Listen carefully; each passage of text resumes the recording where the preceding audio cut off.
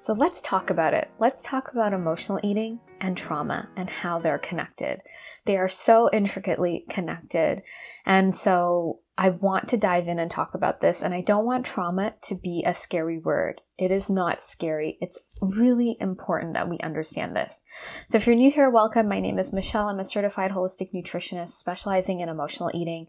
And today I want to talk about emotional eating and trauma and how they're interconnected, and how this is really the doorway, the gateway to your evolution, to that vibrancy and living life and feeling, that ease and peace in your body, literally.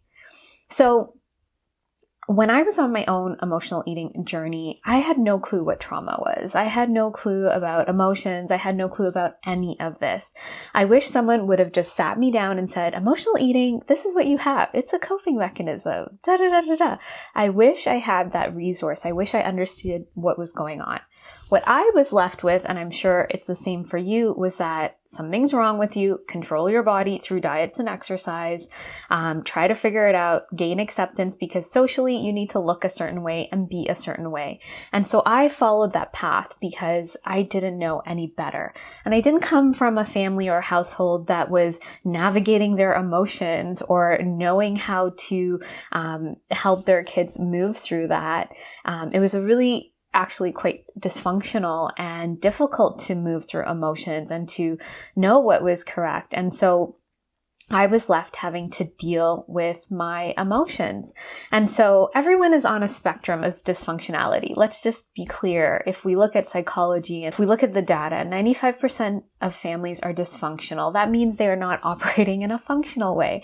And that means there's a spectrum of it. Some are on the far end and some are, you might not notice it, but there's still an element of dysfunction. And that doesn't need to scare you. That's just where we're currently at in society. We take that information to empower us to see, maybe that's why I haven't been feeling great. Maybe that's why I'm using food. Maybe that's why I don't feel great about myself.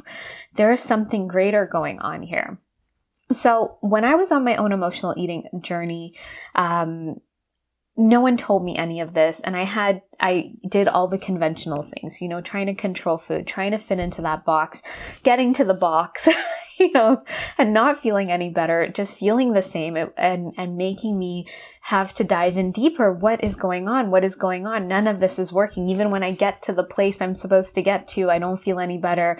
I'm still trying to get to that place because, the yo-yo cycle, and then I'm still not feeling better. And then trying, the diets, trying the personal trainer. I did go to talk therapy and I was trying to really figure it out. I thought, okay, this is deeper than what I've tried before. This is something that I'm not aware of. I want to go deeper. I want to get to the root. But there was no talk of trauma. There was no talk of trauma living in the body or somatics or anything like that. And so as I was on my journey, I just started to use the tools that I could find that worked, because at one point I threw away everything, literally flipped my life upside down, moved to Korea from Toronto, and started teaching when I was a chemist.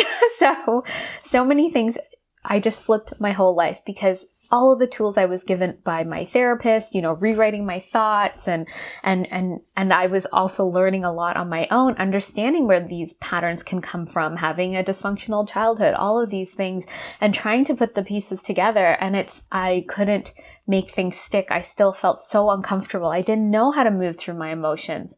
One of the things with those thought exercises that I kept doing was that when an emotion came up, it's like, this is just a feeling. And you just flip it. You don't ever go into the emotion, into the body. You just flip the thought about what you're feeling. And there's 10 sort of extreme thoughts we can have. I don't know the exact correct word right now, but I knew them off by heart. This is a black or white thinking. This is a grandiose thinking. So I could categorize my thoughts, but that's all I was doing. I was trying to shift the way a thought was to something more normalized or in the middle, but not having an embodied experience of it. And so going through all of that, trying to figure out, feel better to not, maybe trigger my emotional eating. My therapist handing me, one of these diet books. Maybe it was a healthier one. I don't know if it was South Beach or whatever. And me feeling completely lost and after trying to go see a nutritionist and seeing a chiropractor to adjust my body, just trying every method I could find to realign my body and my stress levels, it actually put me into more of a stress mode. And I had to throw everything out the window because I couldn't take the pressure anymore, because I was putting more and more pressure on myself without any relief. And so I was like, what is the point of doing all of this? I'm not any further ahead. I'm restricting myself. I'm just going to do whatever the hell I want. So that's what I did. And so hence moving away, just trying to find higher ground. And that landed me kind of in a better place, but not. With my emotional eating, it intensified way more. I was in a new country. I didn't know anybody. I didn't speak the language. I had to adjust. The first 6 months in a new country, you're readjusting. It's a transition. I was more triggered than ever into my emotional eating. And now seeing being in a completely different environment, it's like my triggers were just more in my face, which is sort of a good thing. I could see it more clearly.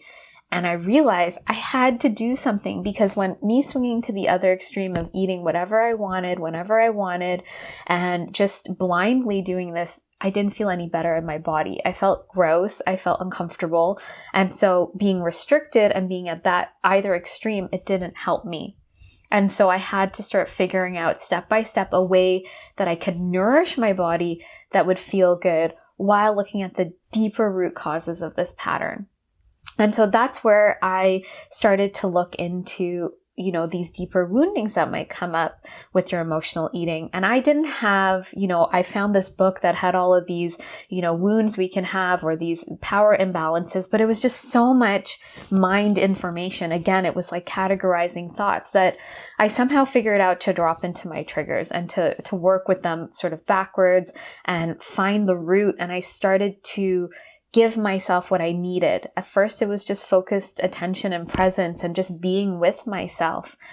And so as I continued that journey and started putting more and more pieces together, my relationship with my body shifted, because once you clear the deeper roots, the traumas, you can have a healthy relationship to food in your body. That's where sort of those mindset shifts actually stick, because you don't have this anchor of this trauma. So what is trauma? Usually if we think about emotional eating, it's right there in the word. There are emotions. Emotional eating is about emotions. And as a society, we don't understand emotions. And so that means we dismiss them, we invalidate them, we distract from them, we numb out, we don't want to feel them. And this is our society. But emotions are information, and they're meant to move through our body. They're physiologically, we secrete chemicals in our body that match an emotion. So we all know stress and cortisol. Just think about the array of emotions that we're feeling. That is coursing through our body, but we can consciously stop and sort of freeze them in our body. That's where you get tight shoulders and a stomach ache and all of this. We kind of can see when we're stressed. It shows up physically in our body. So traumas are these emotions that weren't fully resolved. They weren't fully moved through our body. And at a young age, when we're kids and we are rejected because of our emotions or not guided through moving through them, they feel uncomfortable in our body. It's an uncomfortable sensation, especially if it's new. And if you don't have parents or caregivers to guide you through that discomfort, to help you move through it and to help you know that it's okay to feel that, the messaging around us is something's wrong with you for having emotions. It's everywhere. I see it everywhere. And something's wrong with you. Just, you want to be polite. You want to be nice. You don't want to have a tantrum. All of these messages are around us. And as kids, we're absorbing that. And if our parents and caregivers are not able to help guide us and move us through that, it gets stuck in our body. Our body holds on to the emotions to allow us to survive. And there's psychological things that happen, and we start telling ourselves something's wrong with us. We start creating these sort of dialogues in our head. And the emotion, when it bubbles up, it's uncomfortable. And that discomfort, if we don't resolve it in the natural way, organic way it's meant to be resolved, we hold it in our body, and then it's uncomfortable. We need to cope with it. So we go towards food. We start eating because food feels good. It gives us a dopamine rush. processed food's even better. That's probably what we're going for. And so this pattern starts developing. We start coping. We have other coping mechanisms too. We might be, along with emotional eating, people pleasing, and other things we do to just feel okay and accepted. What we're trying to do is to feel like we're still accepted by our parents or caregivers. So we hold in those emotions. And it's in that holding in of those emotions that we need to relieve ourselves from. So we go towards food, and then it gets, kind of muddled in our brain, and then we're eating food to cope, and it shows up in our body. And we're like, but we can't be accepted if we look this way. So we have to start dieting and exercising in a really extreme disconnected way. It's not an embodied way. It's not like we're like, let's learn to nourish ourselves and honor our body. No, we're like, let's learn to restrict and count calories and punish our bodies. And even if you think you're doing it out of the health of your body, deep down, subconsciously, it is because you don't feel acceptable as you are. There's not a desire to move. It's like, if I don't do this, something's wrong with me. So we start using food to cope with these unresolved emotions because they're living in our body. And that's what trauma is. Trauma is just we've experienced something and we weren't able to fully resolve it. So it's like a loop that didn't complete in our system, and it's like an open loop, and we're trying to close it and we can't close it, and we can only close it with food temporarily. And so trauma, if we think about it, it sounds so scary. It's on a spectrum. But a small incident, or what an adult would think a small incident, is a trauma. And over time, if you're constantly dismissed around your emotions, that's a type of trauma. It can be the big ones we think of too. But what I see with clients most of the time, it's these smaller traumas, these smaller incidents, these things that happened at school that weren't resolved properly, that, it's kind of like, if you're a parent or you see kids and, there's like a conflict, it's kind of like, say sorry. And it's like, sorry, it's not genuine. There's not a genuine resolution or closing of that loop. And so that remains in our system. And then it's uncomfortable. We don't ever calm down in our body. And so we're constantly using food. Eventually, as we get older and there's more and more stressors, we're getting bombarded more and more. We're getting triggered. But these triggers in our day-to-day life are just pinging into these deeper levels, because that original trauma, we have to get to the root to resolve it in order to create a new way forward to be with discomfort and be with our emotions. And it's a learning of a resolution of these unresolved issues that happen, because they're now piling up, one unresolved over another, because we have been using food to cover up every uncomfortable situation, not allowing ourselves to move through the discomfort and the emotions. We don't even know how. And so we need to start learning and understanding that this is the doorway to our evolution, because those stuck emotions, those traumas, they limit our growth. They limit our sense of aliveness. They limit our capacity to be in life, because they take up actual physical space in our body and they clog our mind. And so we don't have that clarity that we want to have. We're running and there's like a static behind the scenes. So in order to resolve your emotional eating, we need to go into quote unquote those traumas. But trauma is a word to describe these unresolved situations, these unresolved events. And something might have happened for one person and it felt resolved with the solution given, and someone else it's not.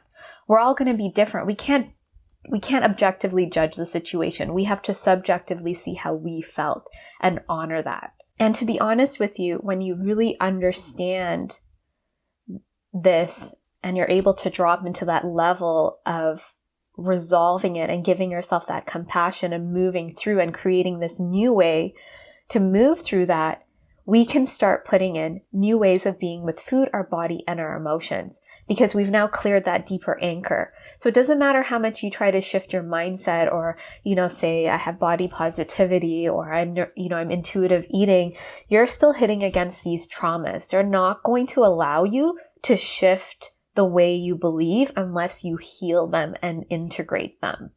And this is what's missing. And so emotional eating to me, whenever I see anyone coping, I'm just like, what's the trauma? What's the deeper layer? What's the trauma? Why are we beating around the bush? Let's just get to it. Why are we shifting our thoughts and, doing all of these things? Let's get to the root of it so that it's easier and more effortless to implement the changes in the way we're eating. That might actually just shift, because when you heal that deeper layer, when you resolve it, you're not going to want to put a band-aid of a certain food on top of it. It will just dissipate. You're going to be sovereign around food. You're going to make choices for your body that are internally motivated. Things will start shifting because you're closing that loop. You're creating more wholeness in yourself, so you're not trying to cover up the discomfort. So this is so important. And it's not just knowing what happened to you consciously. This is an embodied process. This is a somatic process. These events live in our body. And if you've been doing lots of mindset work and shifting the way you think about things and doing the diets, it's not going to get into this deeper layer. You have to drop into your body. And that can feel really unsafe to you, because that's where that discomfort and uncomfortable emotions live. And so we use our mind to distract ourselves, to talk about it in therapy, but not actually go into the deeper root. We need to go into the body, and we need to learn a way to create a safe container, a resource container, where we are learning step by step that it's okay to move through these emotions. Someone there lovingly guiding us and having compassion for us, holding that space for us so that we can learn that for ourselves. This is so invaluable. This is what creates evolution and transformation and change. This is the deeper root we need to get to. And so we need to start looking here and stop buying into, sort of these magic bullets and these solutions. If we really drop into this layer and we see what's happened, this makes our life so much easier. Just imagine resolving that layer and never feeling, never having to, resolving that and all of these years of feeling badly about yourself, about your body, about who you are, about how you feel, that you're too much, gets resolved as well. Because you start understanding yourself. You start understanding what you truly needed, and you start giving it to yourself. Just imagine how full you'll feel, how at ease and peace, because we are now clearing the anchor in the body that's creating that static and that noise, so you can feel ease and peace in the body. And so this doesn't mean we're resolving every single trauma you've had in your life. No, this is specific to this emotional eating pattern. Of course, this will help you in other areas of your life, but there are going to be a few key things that connect in with your emotional eating pattern. And once you resolve those, it unhooks you so you can implement the things, the changes you want around food and your body. But this doesn't mean you have to heal your whole lifetime of trauma. There's always going to be layers that come up that you get to work through now that you have the tools. So it's ongoing, but you start seeing the shifts pretty quickly. I see this with clients. Within a few weeks, they're not binging. Another few weeks, we're getting into deeper layers. I've had clients then feel internally motivated to move their bodies, to take care of themselves, to nourish themselves. They're not going to those foods, even stop other coping mechanisms like drinking. So this is what's going to help you. This is the deeper layer. And it doesn't have to be scary. It's not scary. It's actually quite empowering. And so the longer you stay away from doing this deeper work, the more pain you're actually going to generate in yourself, because that underlying trauma is always there in your nervous system playing out, just continuing on. And sometimes it's triggered more than other times. So this is a process. This is not going to be overnight. It's not going to be forever as well. With clients, when I work with them in the Emotional Eating Evolution program, we go to this deeper layer, but we're also creating a new structure they can flow from. So we're creating an embodied way of connecting to food, to their body and what it needs, and to understand it, and to their emotions, and doing this deeper work to unhook these deeper layers so that they can move forward. And it's a powerful process. It's a powerful container. It's transformational. And it's like, once you do this, you'll wonder why you haven't before. It goes beyond therapy. It's not to say therapy doesn't have a place for you or any of these things, but it goes beyond that. It goes deeper into the body, into shifting this pattern, into connecting you to those deeper levels and to who you truly are. And that's what creates that ease and peace in your body, because we're releasing it from the body, all those layers. So if you are interested in joining us in the program, you can find out more about the Emotional Eating Evolution program below. But if you want to just get started on this journey, the first step I always recommend to everyone is to start by learning to discern true from emotional hunger, so that you can start seeing where you're triggered into your emotional eating. And so this helps you to start catching your triggers, which is a doorway into this pattern. And so that's one of the first steps I always recommend. I have a free guide outlining that called What Are You Truly Hungry For? You can find the link below. So thank you so much for watching. If you have any questions about what I've shared, please let me know. Please be sure to like and subscribe. And I look forward to sharing more with you. And I hope you have a great day.